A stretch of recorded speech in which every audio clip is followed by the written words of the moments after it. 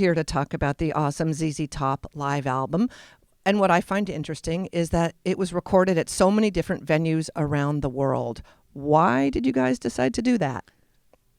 Yes, the notion of a live record, in this case ZZ Top Live, and then it's live from around the world. We found a really interesting and intriguing stash of accumulated recordings from just that around the world. And on digging into the stash, we were able to find our favorites. And that really was the starting point. And it goes from one end of the spectrum to the other. It covers a lot of the ZZ Top favorites. We got to find some of the versions that were a little out of the ordinary. So it's quite an interesting conglomeration of stuff. So in general, do you record the entirety of every show? It has been. It's been our. It's been a bonus to be able to do that, and its credit goes to the engineers, Jake Mann, Mr. Joe Hardy, Mr. GLG Main Moon, our three standby stalwart engineers. They've made it possible to do just that. So it frightens me to think that you had hundreds and hundreds and hundreds of versions of these songs to go through. Is that the case? And how did you, and was it you sitting there in a room, or how did you cull the best of the best? Ironically, it would seem a daunting task to assimilate, as you point out, hundreds of versions, but there's something magical about the memory process. When you have a good night, it doesn't seem to fade away. And we were able to kind of zero in on, oh, yeah, we remember this. We were in Hollywood, California, and then Berlin, and you name it. It was not quite as challenging as it might have seemed. There were a few gems that were hiding deep down into the stack of stuff. And then there was a couple of our favorites turned up from quite recently. Last year, appearing at Wembley Arena in London, where Jeff Beck was celebrating a birthday with us. And, of course, we persuaded him to take the deck, and we wound up recording one of the unusual ballads from ZZ Top, that being Rough Boy, where Jeff just smoking the solo.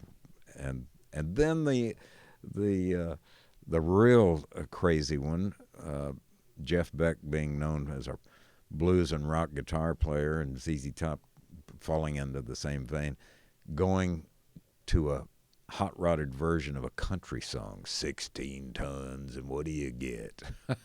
Another day older and deeper in debt. Yay. So that was something that has never appeared on a ZZ Top album before?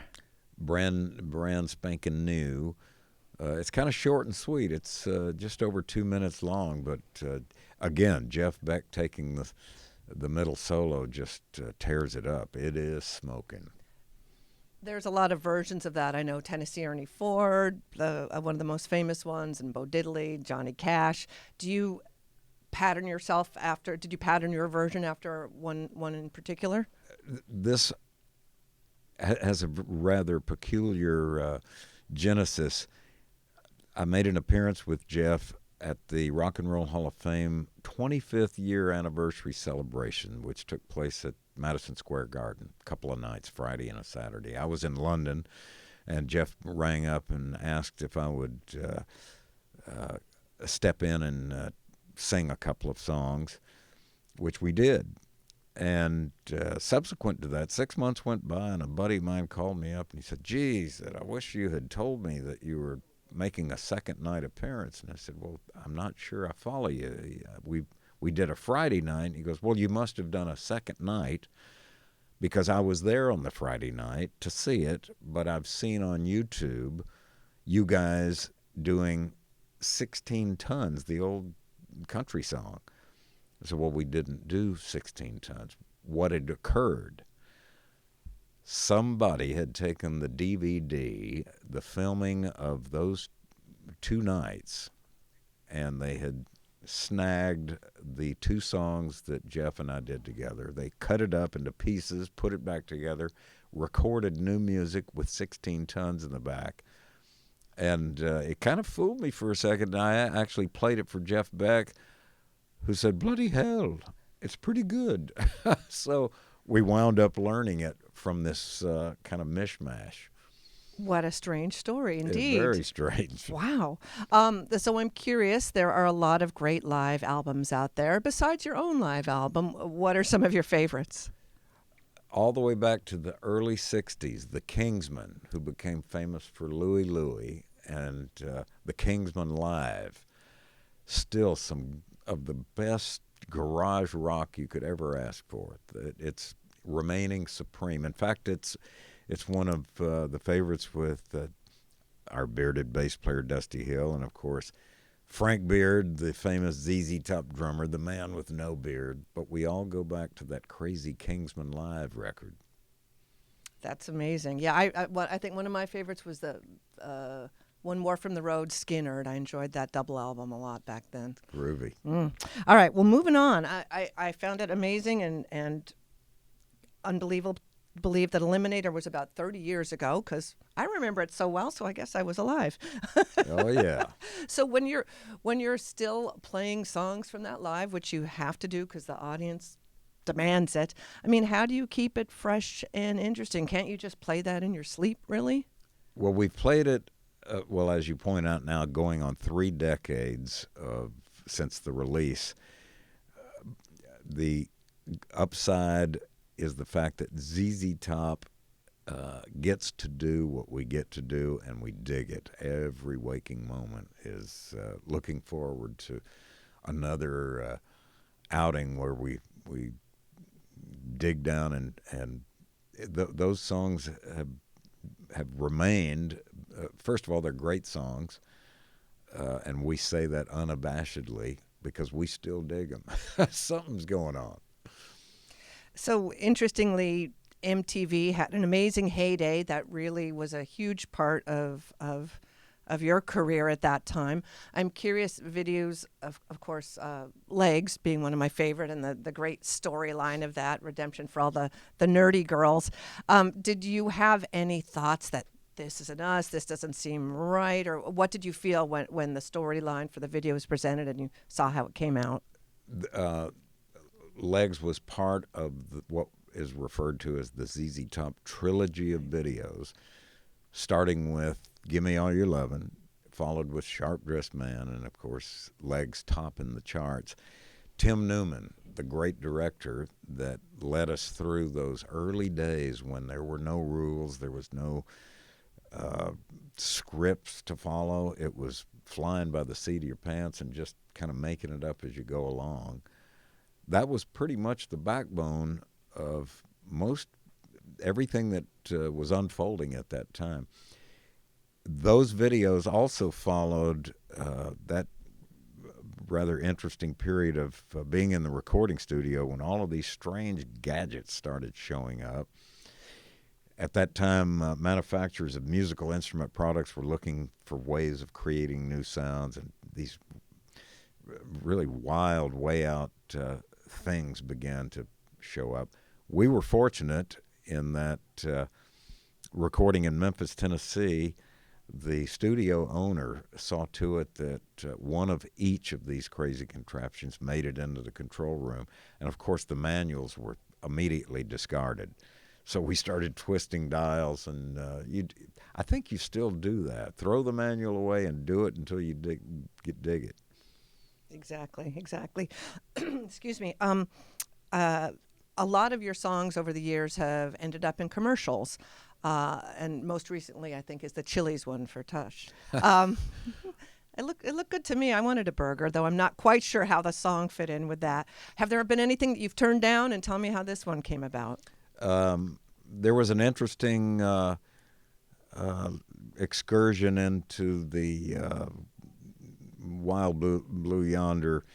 We were approached by Honda Motor Company, and in Japan they introduced a class of cars that were made strictly for the Japanese market. No other place needed them, but the streets are so narrow through Tokyo that the major manufacturers invented this class of cars called the K class. It was KEI. And they were quite narrow, and they ran off of motorcycle engines. And we wound up in the desert, the high desert in Southern California, on the way to Las Vegas. And we took the wheels of these rather unusual cars. They were quite fun, actually. But that was really the first experience we had with getting music outside of what you listened to, and now it became music that you listened to and watched at the same time. There was also an interesting excursion on that note with a whiskey company. Jeremiah Weed had a whiskey that they wanted to bring to the public, and they thought ZZ Top was probably a good propellant. And what we liked about that foray into the unknown, we got to drive one of our hot rod cars. So it was all good. Well, I'm surprised they didn't, beer drinkers, hellraisers. I'm surprised some beer company didn't come at you. Or That's coming around the corner. I just hope we get to the keys to the hot. It was the girls that always got to drive the car. We got to evaporate on camera. I was just thinking about those old pantyhose in the egg-shaped thing called legs pantyhose. I can't believe they never used that. They did for just a split second. That was one of my favorites, of course. I bet. I'm curious. I believe it was the last studio album, Futura, where you worked with Rick Rubin. I was wondering how you first met him and where you guys meet in the spiritual and musical sense. Yes, the ZZ Top recording of La Futura, it actually brought us close to Rick Rubin outside of our social circle into a real serious exchange at the professional level. I had actually met Rick and had remained friends for a good couple of decades. We'd gathered up one night. There was a rave being thrown, starting at midnight, of all places, next door to Disneyland at Knott's Berry Farm. And it was it was very surreal.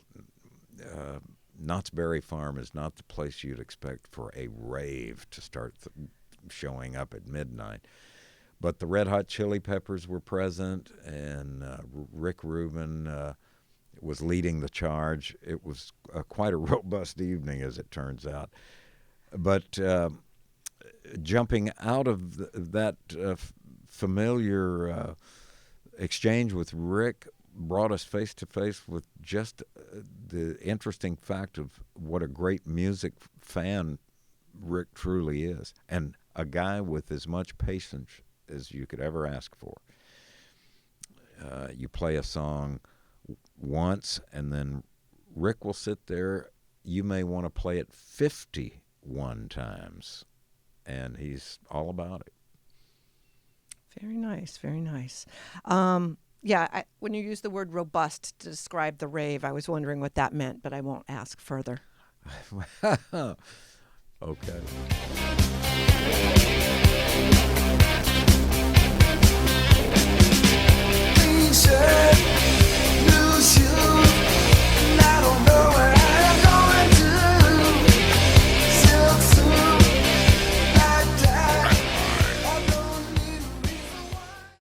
This is Go Ask Alice, where I respond to your emails, appropriately or non-appropriately, from Emily A. Carbone.